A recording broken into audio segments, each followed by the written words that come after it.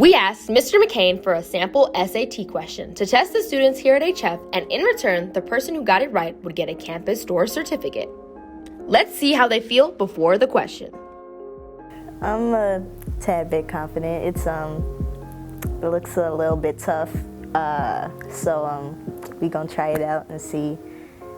I'm not too confident, if I'm being honest. But I mean, I hope that I'll get it right. I'm looking at this problem and it's about functions, so I'm pretty, 50-50 with functions, because some problems tend to give me hard times. Some of them, they're relatively simple as 1, 2, 3, so I think I might be 50-50 with this one, but we'll see. After we asked them to perform the problem, here's what they did.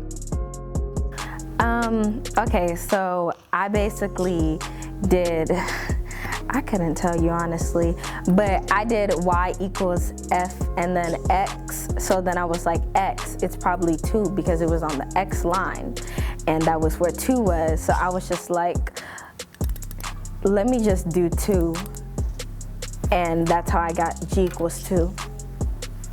I did gx and then equals fx plus 6, and then I did g parentheses 2 and then equals f2 plus 6, and then I divide the 2 and then I divide the 2 and then from the 8, and then I got like g equals 4. So for my final answer, I got g equals 8 for the maximum value, because I looked at y equals f of x, and I looked at that graph, and the maximum value was 2.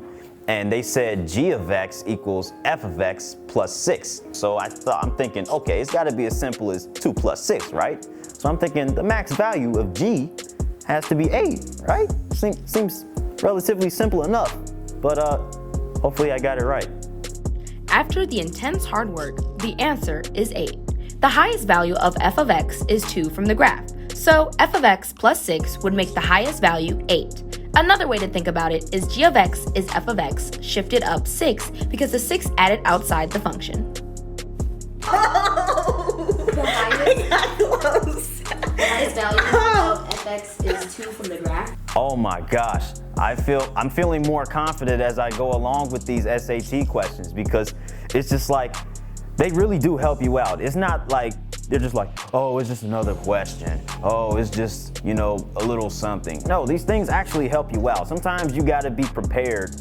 Stay tuned for the next SAT question of the day. And if you think you can do it, email msaselsky@hf233.org.